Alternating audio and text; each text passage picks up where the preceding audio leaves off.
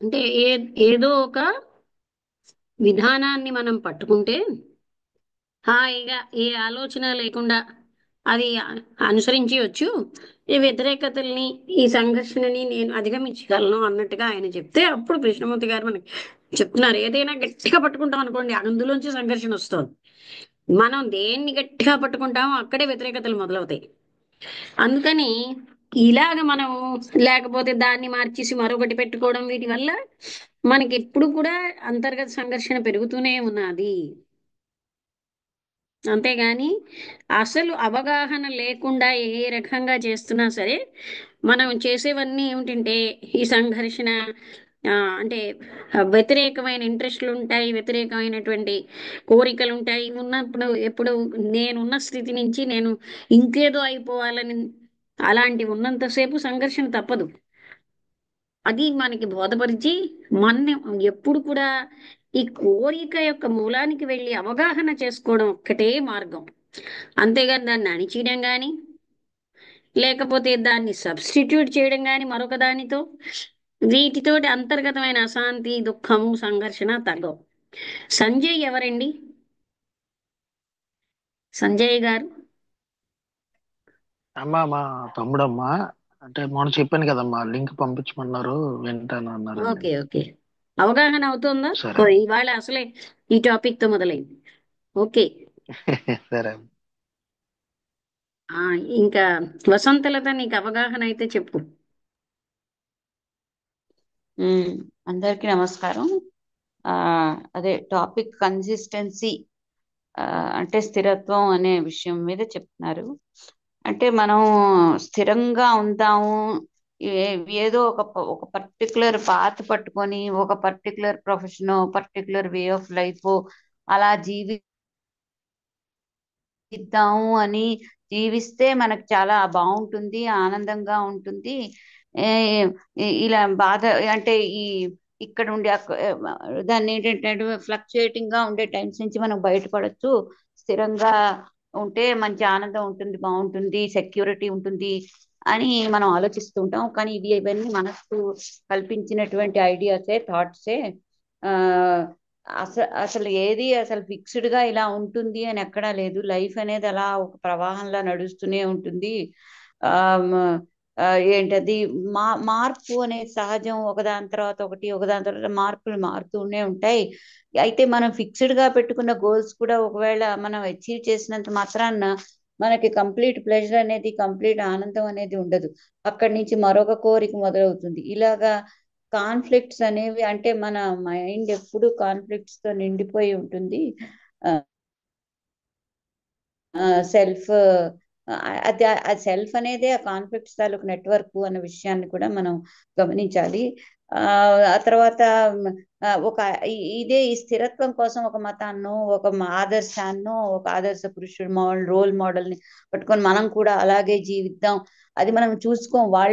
వాళ్ళ యొక్క ఇది వేరు, మనది వేరు అనేటువంటి ఆ విషయం అనేది మనం గ్రహించకుండా అలాగే ఉంటే బాగుంటుంది అనేటువంటి చిన్నవాళ్ళ నుంచి, యంగ్స్టర్స్ నుంచి ఆ రకమైనటువంటి ఒక ఇమేజ్ కల్పించుకుంటూ ఉంటాం లైఫ్ పట్ల. అలా ఉందాము అని చెప్పి అనుకుంటాం, కానీ మార్పులు అనేది సహజం. ఎవరికి ఎటువంటి టైంలో ఎలా బాగుంటుంది అన్నది ఆ అవగాహన వల్ల తెలుస్తూ ఉంటుంది. మారే పరిస్థితులకు అనుగుణంగా మనం కూడా ఆలోచిస్తూ ఆ ఒక అంటే ఇంటిగ్రేషన్ తెచ్చుకోవాలంటే, ఈ కాన్ఫ్లిక్ట్స్ ఇంటిగ్రేషన్ అనేది అదే ఆ అనేది సమైక్యత అనేది ఇంపార్టెంట్. అది కానీ అది ఒక ప్రాసెస్ మాత్రమే, దానివల్ల కంప్లీట్ ఫ్రీడమ్ అనేది రాదు.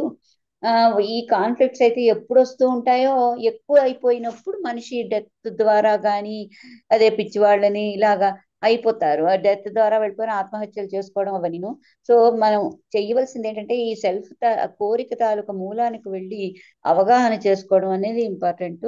అది అదే ఇది బాగుంది, అది బాగులేదు అని అనే ఇది జస్టిఫికేషన్, కండెమ్నేషన్ లేకుండా చూడాలి. మనం మన మైండ్ ఎలా పరిగెడుతున్నది, ఎలాగా ఇటు నుంచి అటు గెంతులు గెంతుతున్నది స్థిరత్వం కోసం అని ఆ విషయం మనం అర్థం చేసుకున్నట్టయితే ఆ ఆ కాన్ఫ్లిక్ట్స్ అనేవి పోతాయి.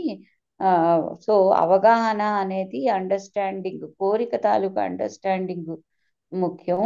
అంతేగాని ఏదో ఒక ఫిక్స్డ్ గోల్ పెట్టుకొని అటువైపు ప్రయాణించడం వల్ల మనం ఏదో మన చాలా గొప్పగా అయిపోతుంది లైఫ్ అని చెప్పి అనుకోవడం అనేది కరెక్ట్ కాదు అంటే అది కాన్ఫ్లిక్ట్స్ తెస్తుంది. దానికి అంతం అనేది ఏం లేదు. ఇప్పుడు ఒకటి తర్వాత ఒకటి వస్తూనే ఉంటుంది. అది అలా చెప్పారు అని నాకు అనుకుంటున్నాను. బానే ఉంది. అదే అన్నమాట. అంటే కన్సిస్టెన్సీ అనేది స్థిరంగా ఉండాలి, మనం స్థిరంగా ఉండాలి అనుకుంటాం. ఆ స్థిరత్వంలో ఎన్ని వ్యతిరేకతలు ఉన్నాయి అన్నది మనం చూడటం లేదు. అందుకే ఏదో ఒకదాన్ని పట్టుకుంటే నేను స్థిరంగా ఉంటాను అనుకుంటాం. ఆ స్థిరత్వంలోంచి వ్యతిరేకతలు వస్తాయి. ఆ ఆ స్థిరత్వం వ్యతిరేకతల్లోంచి కోసం సంఘర్షణలు. ఆ స్థిరత్వం కోసం ఎన్నో విషయాల్ని మనము నెగ్లెక్ట్ చేసేస్తాం, ఇగ్నోర్ చేసేసి మనం సాక్రిఫైజులు కూడా చేసుకుంటూ ఉంటాం ఆ స్థిరత్వం కోసం. సెల్ఫ్ వంచన చేసుకుంటూ ఉంటాం. అది కాదు అది చెప్తున్నారు. నిజమే, అది చాలా చాలా ఇవాళ విషయం కొంచెం కాంప్లెక్స్ కనిపిస్తోంది కానీ, బాగాను. అంటే అంటే మధ్య మధ్యలో కనిపిస్తోంది కొన్ని కానీ కొన్ని మనం విషయాల్ని ఆచరణాత్మకంగా మనం ఇస్తున్నారు. ఫీల్ అవుతున్నాం అవన్నీ. కానీ మనం వాటిని పట్టించుకోవట్లేదు. ఏదో ఒక్కదానికే పట్టుకుంటే ఆ ఒక్కదానికే పట్టుకోవడంలో ఎన్నో ఎలిమినేట్ చేస్తాం. ఇంతకీ అందులో కూడా వ్యతిరేకతలే, అందులో ఎన్నో కూడా అశాంతి, ఘర్షణే. ఈ విషయం అంటే అదే అదే ఇదంతా అదే కాదు, ఇది బాగోలేదు, అది బాగోలేదు అని ఏదో గట్టిగా ఒకటి పట్టుకుంటాం ఎవరో చెప్పిన దాన్ని. అందులో అయినా మనం హాయిగా ఉంటామా? అందులో కూడా మనకి వ్యతిరేకతలు వస్తూనే ఉంటాయి. అక్కడ మనకి అశాంతి ఇంకా ఎక్కువ అవును అయిపోతాయి. అవును గట్టిగా పట్టుకున్న కొద్దీ ఎక్కువ అవును. వచ్చేస్తుంటాయి. ఏమైనా డౌట్స్ మిగతా ఉన్నాయా? అవన్నీ వదిలేసి మనం ఆ, అంటే ఆ స్థిరత్వం ఇంటిగ్రేషన్ అని అన్న గురించి ఏం దాంట్లో చెప్పారు? అస్థిరత్వమే ఉంది కానీ స్థిరత్వం లేనే లేదు. కానీ మనం స్థిరం అనుకుంటాం అది. అని పట్టుకునేసరికల్లా ఇంటిగ్రేషన్ అనేకమైన కాన్ఫ్లిక్ట్స్ అందులోంచి వస్తున్నాయి.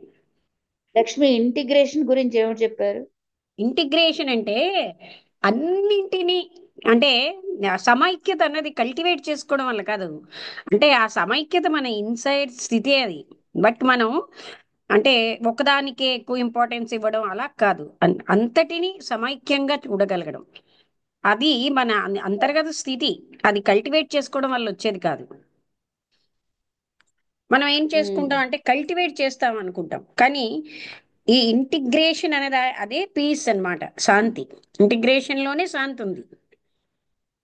మరి అది రిజల్ట్ కాదు, ప్రాసెస్ ఒక మాత్రమే రకంగా అన్నారు చెప్పిన బయట. సమత్వం యోగ ఉచ్యతే అన్నారు కదా, అదే అనొచ్చు. అంటే ఆ ఇంటిగ్రేషన్ లో ఆ సమత్వం ఉంది. అది అంటే ఇంటిగ్రేషనే అసలు అది ఏంటంటే ప్రోడక్ట్ కాదు, అది సహజంగా ఉండేది.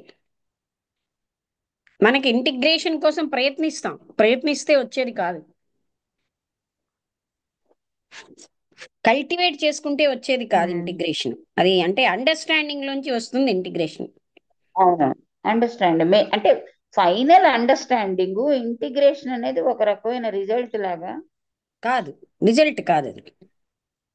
దేనికి రిజల్ట్ కాదు. అందుకే అది కల్టివేటెడ్ కాదు, కల్టివేటెడ్ థింగ్ కాదు. ఇంటిగ్రేషన్ ఇస్ ద, అంటే ఎప్పుడైతే అంత అవగాహన అవుతుందో దేర్ ఈజ్ ఇంటిగ్రేషన్. ఉమ్.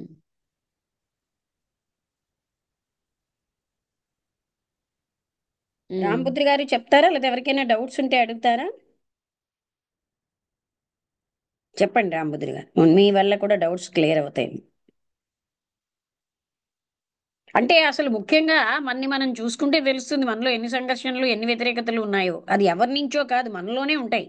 ఎవరిలో వాళ్ళలోనే వ్యతిరేకతలు, వ్యతిరేకమైన కోరికలు, వ్యతిరేకమైన ఉత్సాహాలు. ఒక ఉత్సాహానికి వ్యతిరేకమైన ఉత్సాహం, ఒక ఉద్దేశానికి వ్యతిరేకమైన ఉద్దేశ్యం, ఒక కోరికకి వ్యతిరేకమైన కోరికలు. ఇవన్నీ మన అంతర్గతంగా మనం చూసుకుంటే కనిపిస్తూనే ఉంటాయి. చెప్పండి రాంభద్రి గారు. నమస్తే నమస్తే మేడం, నమస్కారం. అందరికీ నమస్కారం. నమస్కారం అండి. అదే మేడం, అంటే అదే స్థిరత్వము. ఆ, అంటే ఇప్పుడు మనం ఆ, ఏదైతే ఆ, మనస్సు ద్వారా జరిగే ప్రతి ఒక్క స్థితి ఎక్కడికి తీసుకెళ్తుందంటే ఘర్షణకు తీసుకెళ్తుంది. అందులో అంటే మనం ఎంత ప్రయత్నం చేసినా ఆ స్థిరత్వం అనేది రాదు.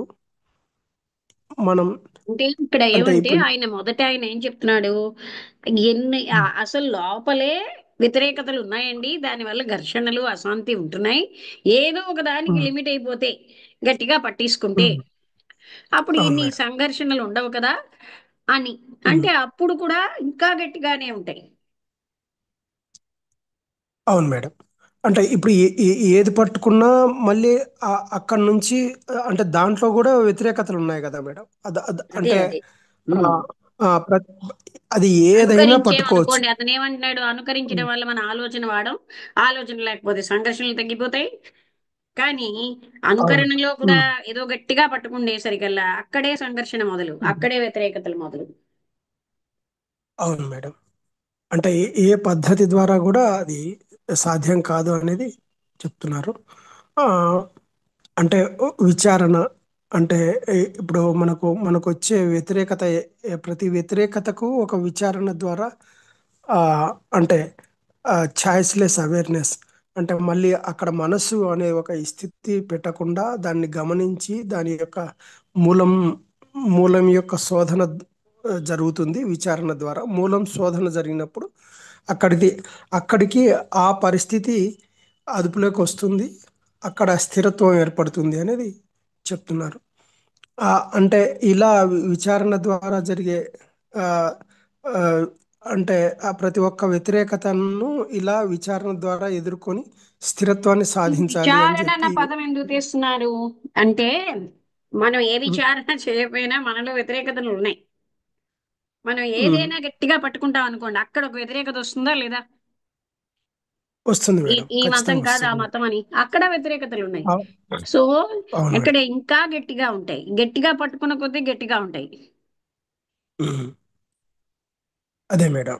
ఆ ఆ ఆ అంటే ఏ ఏ విధానాన్ని పట్టుకున్నా అక్కడ ఆ వ్యతిరేకత అనేది కంపల్సరీ ఉంటుంది.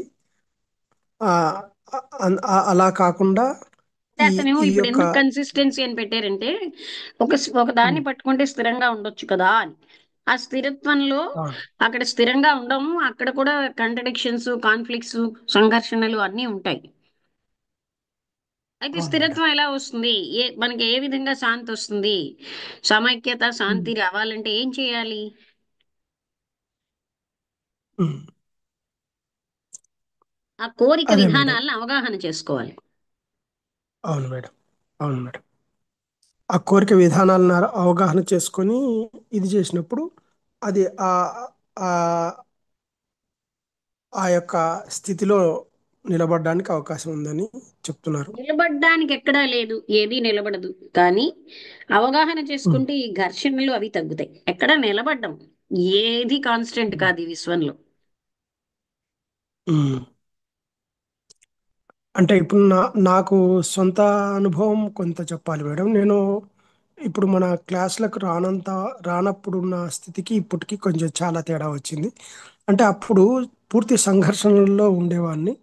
అంటే ఆ, అంటే ఈ ఇంకా అంటే మనకు వ్యక్తిగతంగా జరిగే అన్ని విషయాల్లో సంఘర్షణ అనేది ఒకటి ఉండేది. ఇక్కడికి వచ్చిన తర్వాత మనకు ఆ, అంటే ప్రతిరోజు విచారణ అంటే ఇలాగా అంటే ఈ స్థితులు ఇలా ఉంటాయి, మానసిక స్థితులు ఇలా ఉంటాయి, దీనికి ఒక స్థిరత్వం అనేది ఉండదు. మానసిక స్థితిలో ఉండే పరిస్థితులకు దానికి మనకు అవగాహన ఇంపార్టెంట్ అని ఈ యొక్క ఆ, ఈ మన సత్సంగంలో తెలుసుకున్న తర్వాత ఒక అంటే మానసిక మనసు యొక్క స్థితిని గమనించడం జరిగిన తర్వాత చాలా వరకు ఒక ఒక స్థిరత్వం అంటే స్థిరత్వం అనేది కాదు, ఒక శాంతిలాగా అంటే ఆ, ఇంతకు ముందు ఉన్నంత సంఘర్షణలు తగ్గాయి. ఘర్షణ అనేది ఉమ్.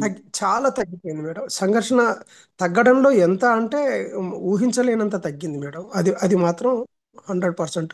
అంటే అంటే ఏమవుతుందంటే ఇదంతా పైపైన జరుగుతున్నదే, మనం లోనికి లోన ఏమీ లేదు. లోన ఉన్నదంతా ఆ, ఒక స్థిరత్వము, ఒక శాంతి, ఒక ఇది అనేది మనం ఆ, అంటే అవగాహన ద్వారానైనా తెలుసుకోగలిగాం కాబట్టి ఆ, అంత తీవ్రత అనేది తగ్గింది అనేది నా ఉద్దేశం మేడం. ఆ తీవ్రత తగ్గడానికి కారణం ఏంటంటే మనం రోజు ఈ, నేర్చుకున్న ఈ యొక్క స్థితిని గమనిస్తే అది అది దొరికిపోయింది.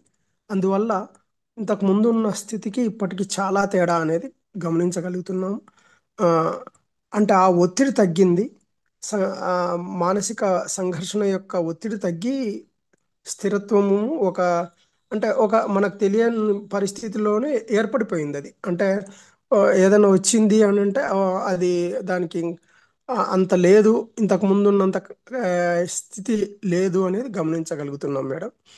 అలాగా అంటే ఈ యొక్క ఆ, క- ఆ, అంటే కృష్ణమూర్తి గారి తత్వం మనకు చెప్పేది ఏంటంటే మనసు ద్వారా జరిగే ఈ యొక్క యుద్ధాన్ని యుద్ధం అంతా ఇది మనసు యొక్క అంటే చర్యలే. ఒక దాంట్లో నుంచి ఇంకొక దాంట్లోకి ఎంత పరిగెత్తినా మనం అక్కడ దొరికేది మళ్ళీ ఈ వ్యతిరేకతలతోటి ఈ యొక్క స్థితే అక్కడ కూడా ఏర్పడుతుంది అని చెప్పేసి మనం గ్రహించడానికి అవకాశం ఉంది మేడం. అవును. ఆ, అంటే దీనికి అన్నిటికీ అతీతంగా వెళ్ళగలగాలి అంటే చాయిస్లెస్ అవేర్నెస్ అంటే ఒక దాని మీద ఒక ఇది లేని స్థితిలో మనం గమనించగలిగే ఒక ఒక స్థితికి మనం చేరుకున్నాము అంటే నిజంగానే అది ఇదైపోతుంది అనేది ఇంకోటి ఏం చెప్పారు? తెలుస్తుంది. అనుభవించడమే ఉంది, అనుభవించేవాడు లేకుండా ఆ అవును మేడం. స్థితి. ఉమ్.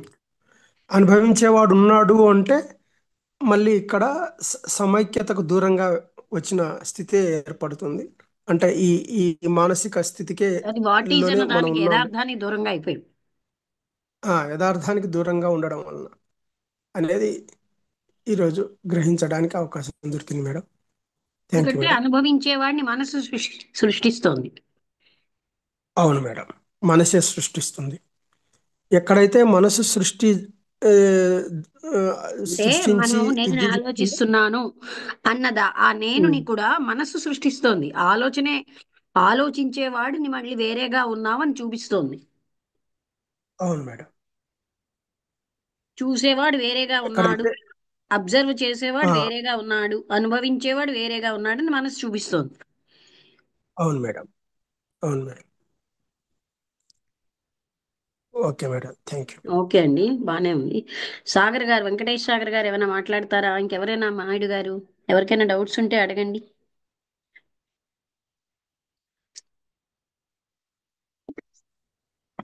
మేడం అందరికీ నమస్కారం అండి.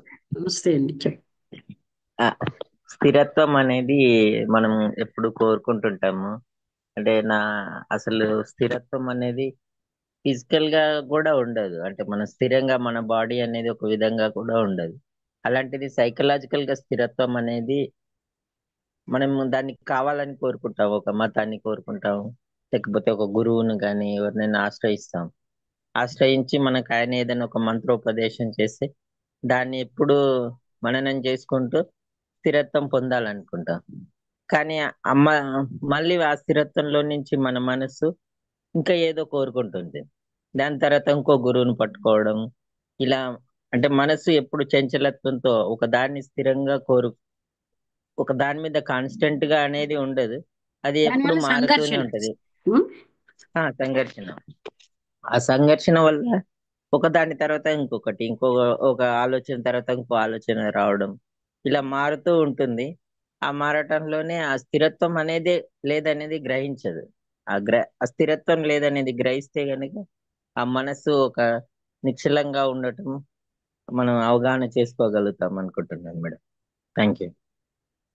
అంటే ఒక నిశ్చితత్వానికి వెళ్తే సుఖంగా ఉంటాం అనుకుంటాం, కానీ అక్కడ మనకి అపోజిషన్ ఇన్నర్ గానే ఉన్నాయి అన్నిటికీ. అవును, ఏదో ఒకటి కోరుకుంటూ ఉంటుంది ఎప్పుడు. ఉం. అందుకని దాన్ని అవగాహన చేసుకుంటేనే ఆ శాంతి వస్తుంది, ఆ సమైక్యత వస్తుంది. అవును మేడం. అర్థమైందా? సెన్సేషన్ చెప్పండి. సెన్సేషన్ గురించి లాస్ట్ వీక్ చెప్పారు, నాకు చాలా బాగా అనిపించింది. అంటే ఉం. మనసు ఎప్పుడు ఒక సెన్సేషన్ కోరుకోవడంతోనే జీవితం జీవితం అనుకుంటుంది. అంతా సెన్సేషన్సే, ఎక్కడికి వెళ్ళినా ఆ, సెన్సేషన్సే కోరుకుంటున్నాం. అయితే ఆ, ఆ, భగవద్గీతలో కొన్ని వేదాలలో చెప్పినట్టు మన మన పంచేంద్రియాల్లో దాంతో ఆ, కోరుకునేది ఎప్పుడైతే ఆగిపోతుందో అప్పుడు నిజంగా అంటే ఇంకా మనము అక్కడ ఒక ఆ, ఉమ్, ఒక కడుపులో ఉన్న ఒక బాబు గాని అమ్మాయి గాని కడుపులో ఉన్న ఉన్నప్పుడు ఎంత హాయిగా అంటే ఒక మనసు లేకుండా స- ఒక క్వైట్ మైండ్ తో ఒక డీపర్ మైండ్ తో ఉంటాడు చూడండి, అలా ఉంటది. అయితే ఇప్పుడు సెన్సేషన్ కోరుకోవడం వల్ల ప్రతి దాన్ని మనం ఇటు పరిగెత్తడం అది పరిగెత్తడం ఈ పంచేంద్రియాలతోన ఒక ఒక విధమైన హాయిని పొందటం అనుభవించటం ఇట్లాంటివి జరగటం ఉంది. అయితే అది సెన్సేషన్ జీవితం కాదని ఎప్పుడైతే తెలుస్తుందో మనం సెన్సేషన్ కోసం పరిగెట్టం. Very good. పరిగెట్టినప్పుడు పరిగెట్టం. అక్కడ అది ఒక సర్ఫేస్ లెవెల్ లైఫే. ఆ జీవితం అవును, ఎప్పుడూ మనకి బాధని దుఃఖాన్ని ఇస్తోందని మనకి కూడా తెలుస్తుంది. అవును మేడం. అయితే అప్పుడు సెన్సేషన్ కోరుకోకపోవడం వల్ల అది అక్కడ మన కోరికలు అనేటివే లేకుండా పోతాయి. అంటే ఇంకా ఇక్కడ జీవితం సెన్సేషన్ దానికోసమే మనం జీవిస్తున్నాం కాబట్టి ఆ సెన్సేషన్ లేదనుకోండి, అప్పుడు ఇంకా మనం అనుకున్న జీవితం అంటే కాకుండా ఒక క్వైట్ మైండ్ తో. సెన్సేషన్స్ ఆగినప్పుడే నిజమైన శాంతి వస్తుంది అని తెలిస్తే సెన్సేషన్ ఆ, కోసం పరిగెట్టం మీరు చెప్పినట్టు. అవును కరెక్ట్ మేడం. కానీ చాలా బాగా అనిపించింది. నేను ఆ రోజు నుంచి అది అంటే ఒక డీపర్ లెవెల్లో అర్థం అవుతున్నది. అంటే ఈవెన్ సబ్ కాన్షియస్ మైండ్ లో కూడా నేను అంతకుముందు కూడా ఎక్కువ దేనికో ఒక దానికి సెన్సేషన్ అంటే ఇప్పుడు ఎక్కడో ఒక మంచి టెంపుల్కి వెళ్ళడం, లేకపోతే ఇంకెక్కడైనా ప్రకృతిని చూడటం, ఒక బై వాక్ ఒక 15-20 కిలోమీటర్స్ 30 కిలోమీటర్స్ అట్లే నడుచుకుంటూ వెళ్ళేవాడిని ఎప్పుడైనా ఖాళీగా ఉన్నప్పుడు. నేచర్ని అంటే నాకు నేచర్ని అబ్జర్వ్ చేయడం మంచిగా అనిపించేది. కానీ నేను అది ఒక సెన్సేషన్ కోసం కూడా వెళ్తున్నా అనేది మీరు చెప్పిన తర్వాత అర్థమైంది మేడం. అంటే బియాండ్ సెన్సేషన్స్ మనం చూడగలిగితే బాగుంటుంది. అంటే ఈ అవును, సెన్సేషన్స్ ని ప్రేమించడంలో అందులో మునిగిపోయి మన లైఫ్ అంతా వేస్ట్ అవుతుంది. అంటే సర్ఫేస్ అవును, లెవెల్లోనే జీవిస్తున్నాం. వాళ్ళు కూడా చెప్పారు సెన్సేషన్ పాయింట్. మనం ఈ అవును, సెన్సేషన్స్ లోనే ఉంటున్నాం. అవును మేడం. బియాండ్ దట్ అంటే ఏ క్షణం కా క్షణం అవగాహన చేసుకుంటూ ఉంటే కోరిక దాని అవును, విధానాలన్నీ మనకు అవగాహన అవుతే మనం శాంతిగా ఉండగలం. అవును మేడం. చాలా థ్యాంక్స్ మేడం. ఓకే అండి. ఇంకెవరైనా ఏమైనా చెప్తారా? డౌట్స్ అడుగుతారా లక్ష్మి నాయుడు గారు?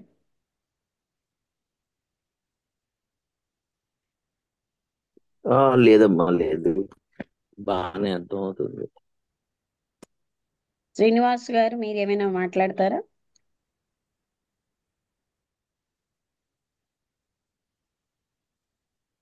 సంజయ్ గారు మీకు ఏమైనా అర్థమైందా? ఇవాళ అసలు అర్థం కానట్టుందా? ఏంటో ఊహించొచ్చాం ఇక్కడ ఏంటి ఇలా ఉంది అనిపిస్తోందా? ఈ రోజే కదండి వచ్చాను మేడం గారు, ఇంకా అర్థం అవ్వలేదు. స్టార్ట్. అవును. అంటే కృష్ణమూర్తి గారిది మనం ఒక 2-3 అలా వింటూ ఉంటే అర్థం అవుతుందండి. అవునండి. నెమ్మదిగా అవగాహన చేసుకోవడానికి ప్రయత్నిస్తే అందులో ఉన్న సత్యం ఏమిటి అని మనకి మనం తెలుసుకోగలగాలి. అలాగే మేడం. ఓకే. ఇంకా ఎవరైనా? ఓకే. శ్రీనివాస్ గారు నమస్తే మేడం, వింటున్నాను మేడం, అవగాహన చేసుకుంటున్నాను. అవుతోందా అవగాహన? అవుతుంది మేడం. సంతోషం. థ్యాంక్ యూ మేడం, నమస్కారం. నమస్తే. అనుపమ గారు మీకేమైనా డౌట్స్ ఉన్నాయా? డౌట్స్ ఏం లేవు మ్యామ్. సంఘర్షణ లేకుండా ఉండగలిగితే అంతా మనకి ఇదిగా ఉంటుంది అన్నది అర్థం చేసుకున్నాం మేడం. కనీసం మనం సంఘర్షణలతో జీవించి ఇదే మన లైఫ్ అని అనేసుకుంటున్నాం కదా. అవునండి, దానివల్ల అవును, మనం అసలైన సత్యానికి దూరం అయిపోతున్నాం. అవునండి, అవును, ఇందాకలా సాగర్ గారు చెప్పినట్టు సెన్సేషన్సే జీవితం అని జీవించేస్తున్నాం. అవునండి.